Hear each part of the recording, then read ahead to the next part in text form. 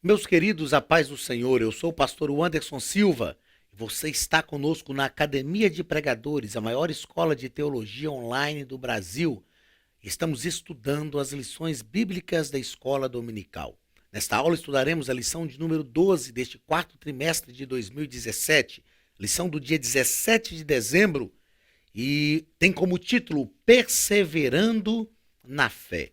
O texto áureo da nossa lição está em Apocalipse, capítulo 3, o versículo 21, que nos diz o seguinte: Ao que vencer, lhe concederei que se assente comigo no meu trono, assim como eu venci e me assentei com meu Pai no seu trono. Verdade prática. A vida cristã exige perseverança, coragem e determinação. Há uma gloriosa promessa para quem perseverar até o fim. O próprio Deus disse para Daniel quando estava na Babilônia: E tu, ó Daniel, vai até o fim. As promessas de Deus são para aqueles que perseveram, para aqueles que chegam até o fim. O importante não é começar bem, geralmente as pessoas começam bem. O importante é terminar bem, é ir até o fim. O ponto central da nossa lição nos diz o seguinte: em caso de apostasia da fé em Cristo, existe a possibilidade de se perder a salvação. Objetivo geral: mostrar que a vida cristã exige perseverança, coragem e determinação. Objetivos específicos: explicar que é preciso perseverar na fé cristã. Mostrar o perigo da apostasia. Compreender que em Cristo estamos seguros. Leitura bíblica em classe.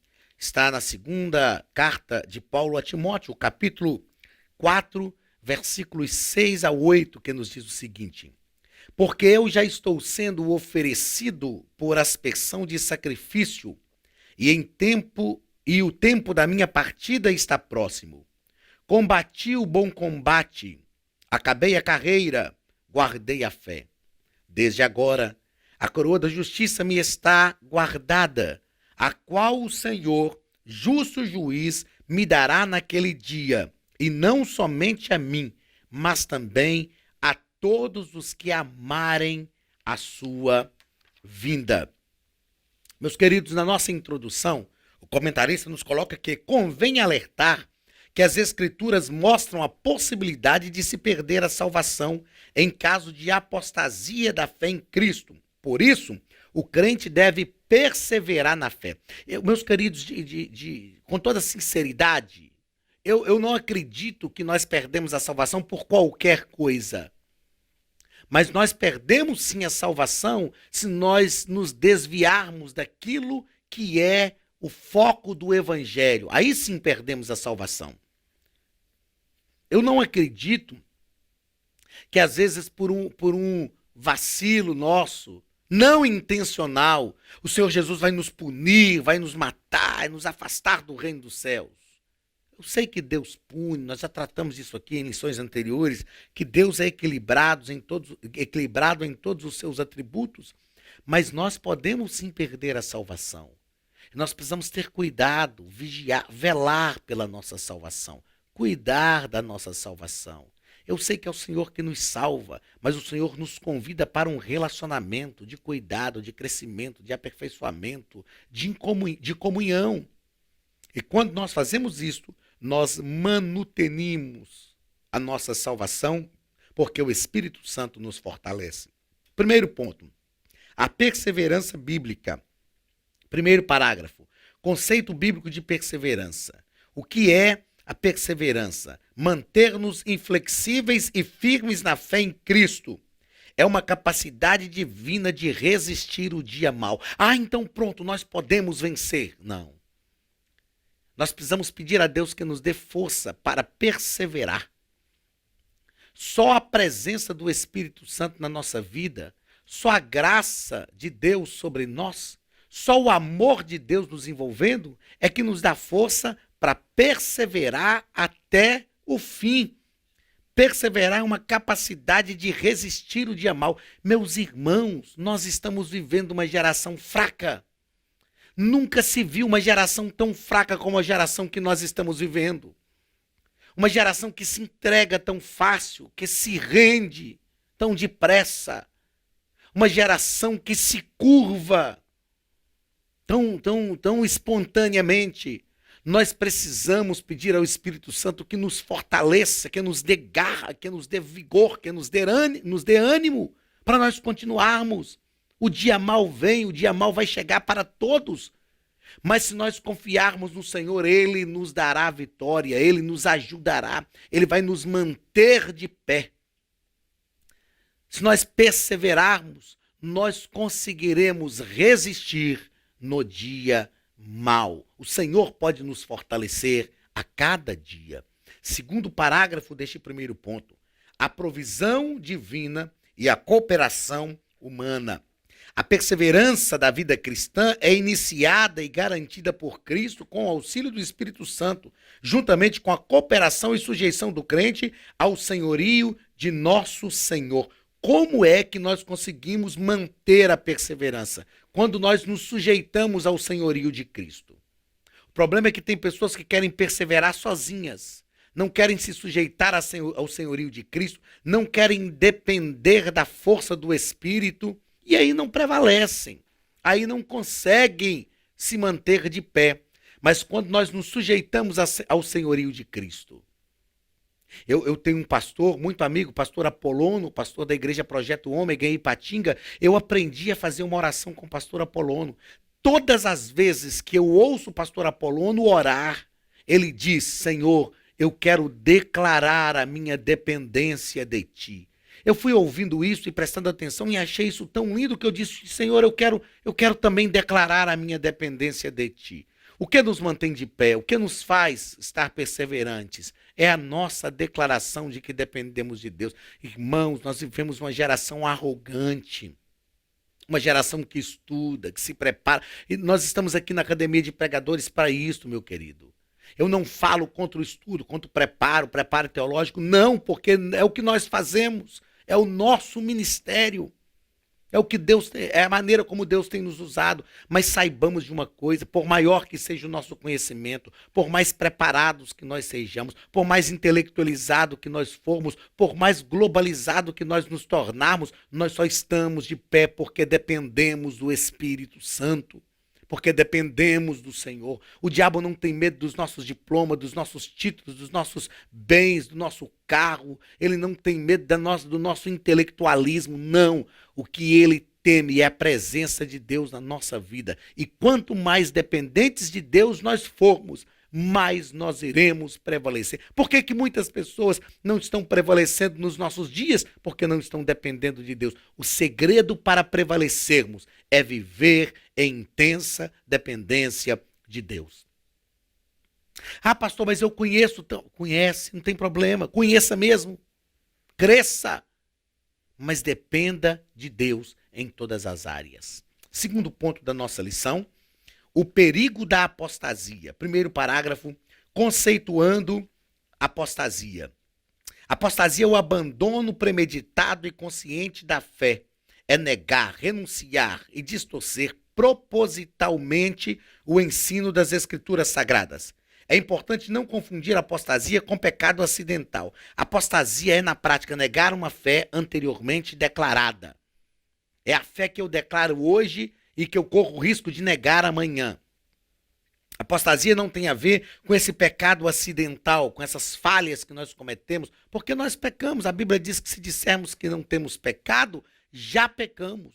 Nós somos pecadores. Mas apostatar da fé é consciente, é deliberado. É porque quer realmente abandonar a fé, se afastar de Deus, negar, renunciar e distorcer de forma proposital o ensino das Escrituras Sagradas, principalmente no que se refere a Cristo, a sua palavra e a obra salvífica. Quantas pessoas que nós já vimos que, ao que tudo indica, que eu nunca gosto de acusar ninguém, mas ao que tudo indica, apostataram da fé, perderam a fé anteriormente declarada. Meus queridos, o Senhor nos chamou para exercer uma fé genuína e verdadeira. Que nós tenhamos cuidado, que o Espírito Santo nos guarde, nos ajude, esteja conosco todos os dias, para que nós não nos apostatemos da fé. Segundo parágrafo do segundo ponto, a prática da apostasia. A apostasia sempre será praticada de maneira consciente, deliberada e voluntária. Ah, pastor, mas eu falei isso, eu não entendi. Não é apostasia. A apostasia ela se mantém neste tripé. A apostasia tem que ser praticada de maneira consciente. Eu sei do que eu estou falando. Não é porque eu sou inexperiente, não é porque eu sou novo na fé. Eu sei, eu tenho consciência do que eu estou fazendo. Deliberada, é isto que eu quero. Eu quero realmente negar esta fé. E voluntária, não foi porque ninguém me obrigou, não foi porque aconteceu um fato, que às vezes acontecem fatos na nossa vida e que nos levam a dizer, mas... Não foi por isso. Foi de forma extremamente voluntária. Terceiro e último ponto da nossa lição. Seguros em Cristo. Como é que nós podemos estar seguros em Cristo? Aliás, eu me lembrei, nós temos um caso bíblico que, ao que tudo indica, apostatou da fé. Saul. Saul foi um caso, que, ao que tudo indica, de apostasia. O que Saul fez quando assumiu o trono? Mandou matar os feiticeiros, acabou com aquela raça, aquela corja de gente que trazia pecados para o meio de Israel. Depois, quando Saul estava distante de Deus, ele clamou a Deus, Deus não lhe respondeu nem por sonhos, nem por visões, nem por profecia, nem por Urim, nem por Tumim. A Bíblia diz que, ao invés de Saul se lançar na presença de Deus e suplicar a graça de Deus, o que ele faz? Ele descobre que tinha sobrado uma feiticeira, a feiticeira de Endor. E ele vai consultar a feiticeira de Endor. O que é isso? Ele está negando uma fé anteriormente declarada. Ao que tudo indica, Saul apostatou-se da fé. Então Deus o rejeitou como rei quando ele ofereceu o sacrifício que não era para ser oferecido. E depois, ao que tudo indica, Deus o rejeitou como crente, como pessoa, porque ele se apostatou da fé. Segundo ponto, terceiro ponto, agora sim, indo ao terceiro ponto, o último ponto da nossa lição. Seguros em Cristo. Primeiro parágrafo. Cristo garante a salvação. Cristo garante a salvação. A fidelidade de Cristo nos garante a certeza de sermos conservados irrepreensíveis até a sua vinda. Queridos, quando a gente fala de apostasia, quando a gente fala de blasfêmia contra o Espírito Santo, que pode realmente nos fazer perder a salvação, tem pessoas que têm medo, pastor, mas será que eu blasfemei? Será que eu apostatei da fé? Meus queridos, o que nós precisamos é estar em Cristo. Se nós estivermos em Cristo, temos a plena convicção que estamos em Cristo, nós estamos guardados, protegidos, porque estar em Cristo nos garante a salvação.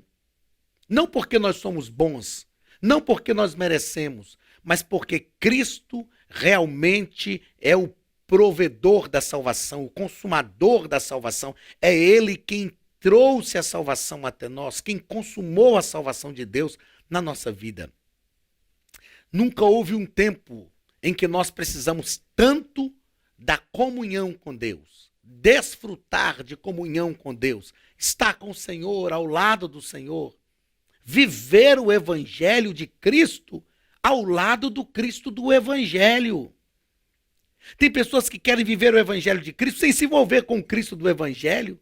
Na verdade, o caminho tem que ser o inverso. Nós nos envolvemos com o Cristo do Evangelho e automaticamente nós vivemos o Evangelho de Cristo. Quantas pessoas que têm vindo para o Evangelho porque o Evangelho pode dar uma melhoria na sua vida. O Evangelho pode dar um novo status social. O Evangelho pode melhorar-nos emocionalmente, psicologicamente falando. O Evangelho pode fazer tudo isso, mas Paulo disse assim, não me envergonhe do Evangelho. Romanos capítulo 1, versículo 16, não me falhe a memória.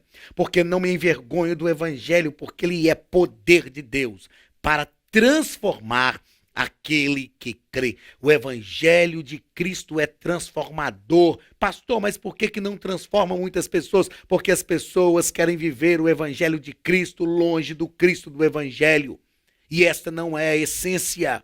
Nós precisamos viver em comunhão com o Cristo do Evangelho e automaticamente viveremos o Evangelho de Cristo, porque é o Cristo do Evangelho quem solidifica, quem consolida o Evangelho de Cristo na nossa vida.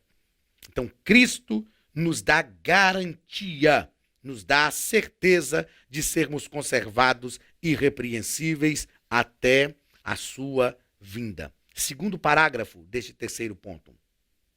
A alegria da salvação. Não temos mais o peso da culpa da condenação. Somos aceitos pelo Senhor, amados por Deus.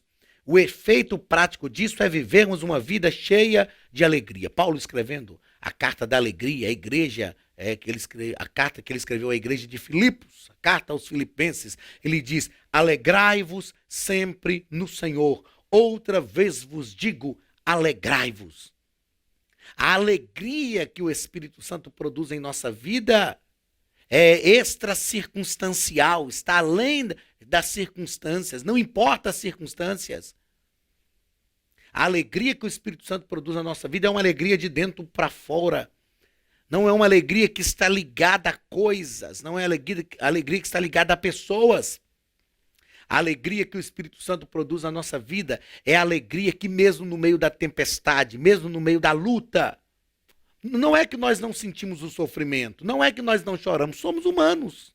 Sentimos todas essas coisas, mas há um regozijo, há uma alegria maior. Tem um hino que tem mexido muito com o meu coração, e este hino diz: há um lugar de descanso em ti, há um lugar de refrigério em ti, há um lugar onde a verdade reina, este lugar é no Senhor.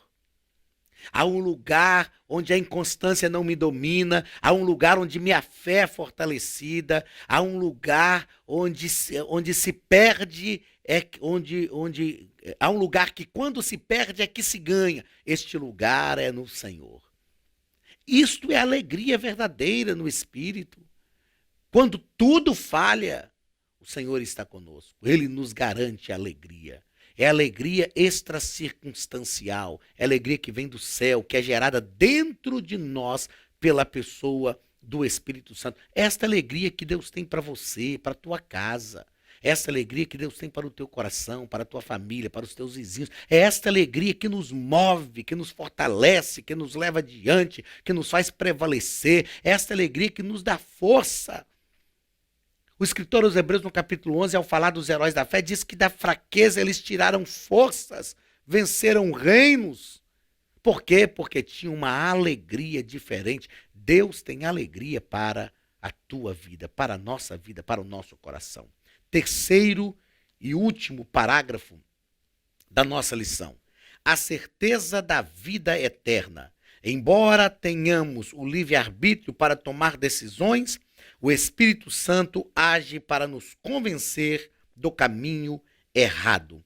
Nós temos uma certeza, uma convicção.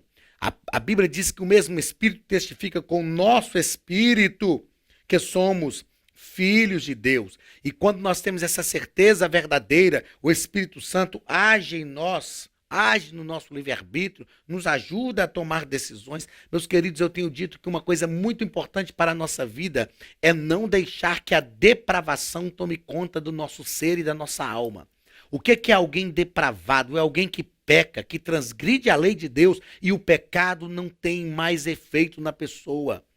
É muito perigoso quando nós nos tornarmos depravados. O pecado deve causar tristeza em nós, assim como o arrependimento causa alegria. Tem pessoas que já estão depravadas, pecam, continuam pecando incessantemente. E é como se tudo tivesse normal, a consciência já está cauterizada. O Espírito Santo, mas Deus nem fala nada comigo, eu não sinto que isso é pecado. Usam até um texto bíblico que diz que assim, se o teu coração não te condena, maior é Deus. Mas o nosso coração tem que estar ligado no Senhor.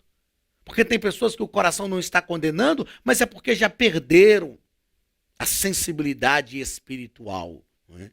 Mas nós precisamos ter essa certeza da vida eterna, porque o Espírito Santo fala conosco. E por mais que nós cometamos falhas, nós não nos deixamos ser depravados. Buscamos a graça de Deus sobre a nossa vida, nos arrependemos e pedimos ao Senhor que nos ajude em nome de Jesus. Meus queridos, nós precisamos perseverar na fé. Quanto mais quisermos perseverar, mais o Senhor nos dará forças para permanecer, resistir no dia mal e sentir o Espírito Santo comunicando a salvação que vem do Senhor para a nossa vida. Deus te abençoe. Chegamos ao final da nossa antepenúltima aula. Na semana que vem estaremos aqui para estudar a penúltima lição e esperamos por você aqui na Academia de Pregadores. Que Deus abençoe a tua casa e te prospere, em nome de Jesus.